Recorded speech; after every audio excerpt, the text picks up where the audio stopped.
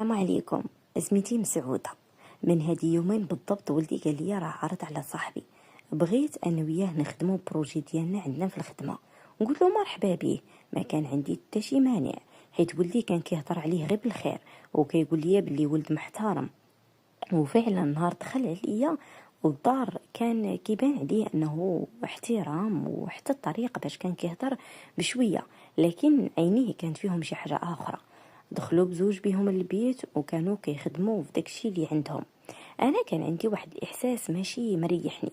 كل ما كنت كندوز من قدام الباب ديال البيت كنحس بيه انه كيبقى يشوف فيا، وحتى الطريقه باش كان كيتحرك في الدار كان كيتحرك بحريه.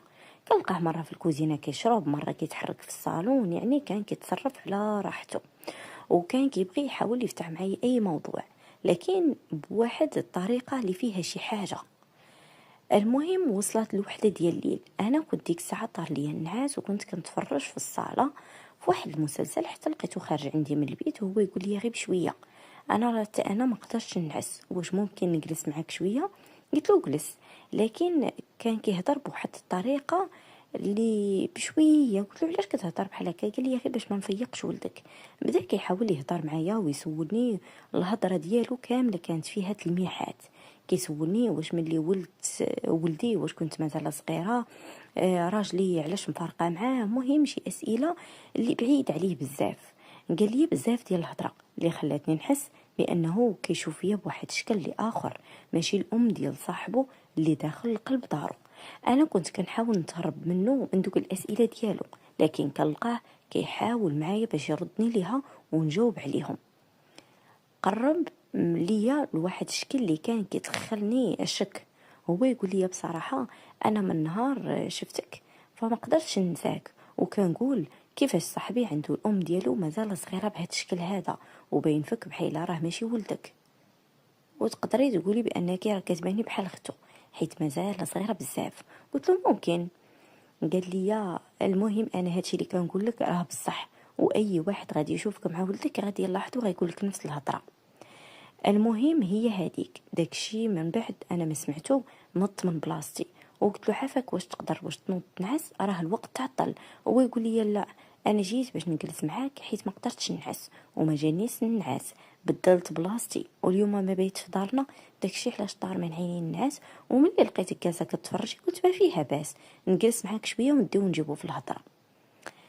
المهم وزاد قال لي بان حتى انت راه كيبان عليك بلا ما قدرتيش تنعسي، وبصراحه فاجئني بهاد الهضره وما عرفتش نجاوبه. بقيت غير ساكته، وفي هذا الوقت ديال السكات ديالنا وقعوا حوايج اللي ما كنتش انا قادره انني نتفاداهم. واللي وعيت براسي كرهت راسي، مشيت لبيتي وما قدرتش انني ننسى ولا ننعس. اشنو وقع؟ داكشي علاش بقيت كنفكر وما دانيش نعاس. لكن في الصباح بكري فقت على الصوت ديال ولدي كيقول لي وقيله هذا راه مشى بكري، واش ما شفتيهش كيهضر على صاحبه. قال لي يمكن راكي داك النعاس وما شفتيهش حيت راني ما لقيتوش في بلاصتو. قلت له يمكن. المهم من داك النهار ما بقيت كنقدر نعس.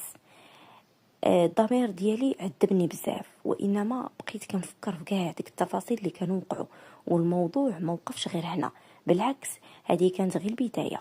دازت واحد الفتره اللي قصيره وقال لي ولدي ماما راه صاحبي غادي يجي عندنا وغيجلس معايا هاد العشيه ويقدر يبات معايا لان دارهم ما كاينينش، وهاد الويكاند انا اللي عرضت عليه باش يجي ويبات معانا. ممكن يقدر يجلس معنا النهار كامل وحتى بالليل يبقى حتى الصباح. المهم انا ديك الساعه ما عجبنيش الحال وتوترت بزاف وما كنتش باغاه يجي، لكن كيفاش غدر في الولدي ما عرفتش كيفاش غادي نقول له لا، وفي نفس الوقت ما بغيتش نبين حتى شي حاجه. ملي جات صاحب ولدي وديك الشوفه ديالو ما كانتش فيها البراءه نهائيا، الا دوك الشوفات ديالو فيهم شي حاجه. المهم مشى بات مع ولدي في البيت ديالو. شويه كنلقاه في الكوزينه، وكيف ما قلت لكم هو كان كيجي عندنا الدار كيتصرف براحته، لكن من بعد ما داز من الكوزينه ولدي كان بقى في بيته كان راجع. هو يدق عليا في الباب ديال بيتي غير بشويه، قال لي ممكن نهضر معاك غير جوج كلمات صافي. هادشي كله كان كيهضر غير بشويه. خرجت لعندو قلت له شنو كاين؟ قال لي شوفي ما نكذبش عليك، من النهار اللي جلست وهضرت معاك ما بقيتيش كتحيدي ليا من تفكيري، وانا بقيت غير كنشوف، وفي نفس الوقت كنت خايفه لا ولدي يسمعه. انا ما كنتش عارفه لا نجاوبو ولا نسبو، وفي نفس الوقت ما كنتش باغا نسمح لنفسي باش انني نزيد نغلط معاه اولا يتكرر نفس الغلط. لكن اللي كنت كنلاحظ هو التليفون ديالو مره كان كيبقى يشوف فيه. اشنو كان كيدير بيه ما نعرف، كان كل التركيز ديالو هو مع التليفون، وانا كان تركيزي مع ولدي خايفاه لا يسمع او لا يشوف شي حاجه. داز داك النهار عادي، والنهار الثاني كيصيفط لي واحد الرساله وواحد الصوره ومكتوب على هاد الرساله انا راه ما عرفتش منين جاب الرقم ديالي، غالبا خداه من التليفون ديال ولدي، وكاتب بلا صداع بلا مشاكل محتاج لواحد المبلغ مالي. قال لي ثقي بيا، الا مشات الامور كيف ما بغيت هاد الصوره غادي تبقى بيناتنا وما عندك مناش تخافي.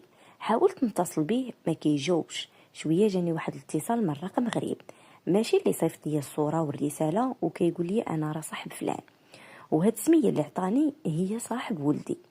قال لي الفيديو والتصاور راهم عندي، والمبلغ اللي قال لك عليه فلان راه محتاجينه ضروري اليوم.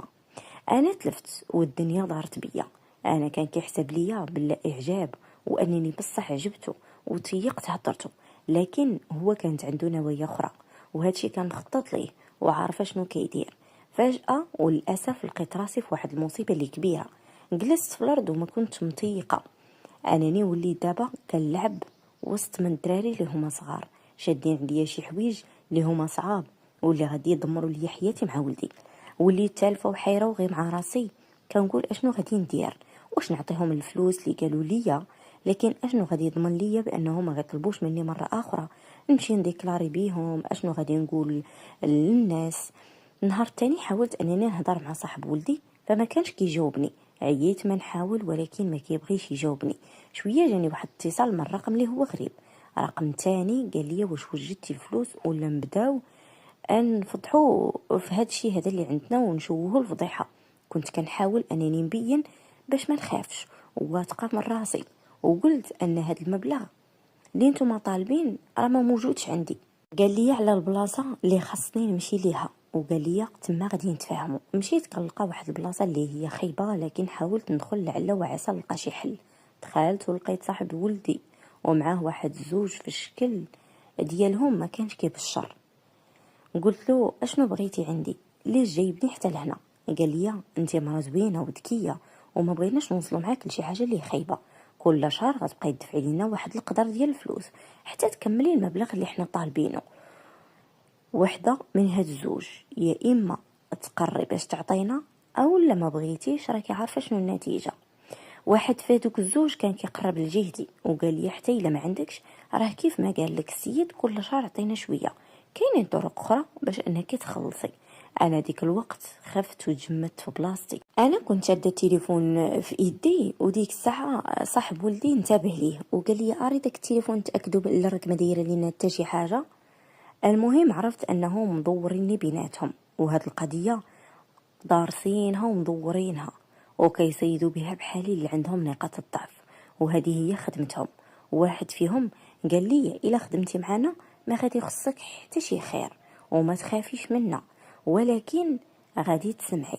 خفت منهم وللاسف وافقت، ومن ذاك النهار وانا ما مرتاحاش، وانا غي ساهيه وقلت نعاسي. وافقت صافي لانني كنت مضطره وكنت قدامهم خايفه، لكن مشيت من بعد لداري وجمعت حوايجي وسافرت. سديت التليفون ديالي، حيدت داك الفيسبوك، حيدت ديك النمره اللي عندي، ولحد الساعه مازال ما وقعت حتى شي مشكله، لكن ما بقيتش مرتاحه وعايشه في الرعب. كل ما كيصوني ليا ولدي كنقول يمكن لا داروا ليا شي فضيحه، لانني انا ما عارفاش شنو ممكن يوقع من هنا لغدا، وخايفه من الفضيحه وخصوصا لا نخسر ولدي. خوتي خواتاتي، كانت هذه القصه ديالنا ديال اليوم. ما تنسوش تخليو صاحبه القصه الاراء والتعاليق ديالكم، ما تنسونيش بلايكاتكم، تعاليقكم زوينه بحالكم. شكرا لكم من القلب على الحب والتشجيع ديالكم. خليتكم في امان الله حتى القصه الجايه ان شاء الله. بسلام عليكم.